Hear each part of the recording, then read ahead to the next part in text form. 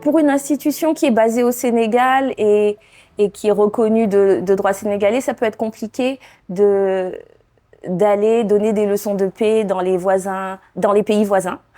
Et il y a des souverainetés d'État, il y a des susceptibilités des institutions locales. Et ce qu'on fait à IPAR, et je pense que c'est une approche qui peut être intéressante, c'est plutôt que d'y aller avec notre drapeau IPAR, c'est d'y aller et de collaborer avec des institutions locales qui connaissent le contexte, parce que dans ces situations, le contexte est tout. Le contexte vient au-delà des indicateurs, des données que l'on pourrait avoir, connaître et analyser. Et avec les institutions qui sont présentes localement, on développe nos projets sur le terrain. Et donc, on le fait à travers différents réseaux. Donc, des réseaux que l'on privilégie. Il y a le réseau, par exemple, des think tanks de l'UEMOA avec qui on travaille énormément sur différentes questions, notamment des questions sur les objectifs de développement durable, des questions de numérique et de nouvelles technologies. Et on pense que c'est plus facile et c'est plus pertinent de travailler avec des institutions locales. Il y a différents leviers qui peuvent être mis en œuvre par l'Union européenne. Mais si on parle principalement du levier de financement des institutions de recherche, comme dans le cadre de ce projet Cascade, je crois qu'on doit sortir de l'approche projet.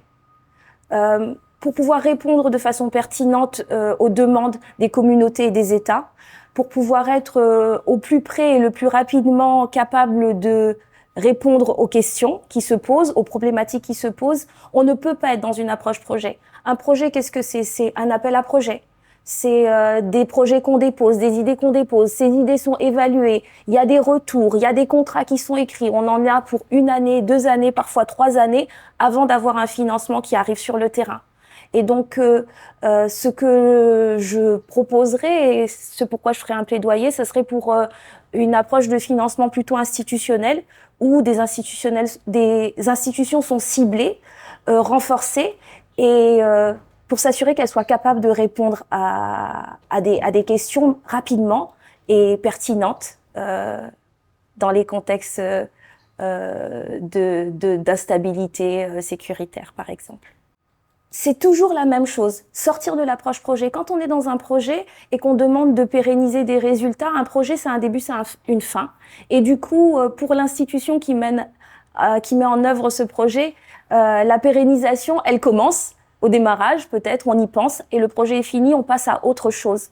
Mais si c'est des résultats qui sont mis en œuvre par l'institution, dans le cadre de la volonté propre de l'institution, qui deviennent des résultats de l'institution, on favorise la durabilité et on favorise aussi le fait que ces résultats soient repris pour être utilisés dans de plus gros projets.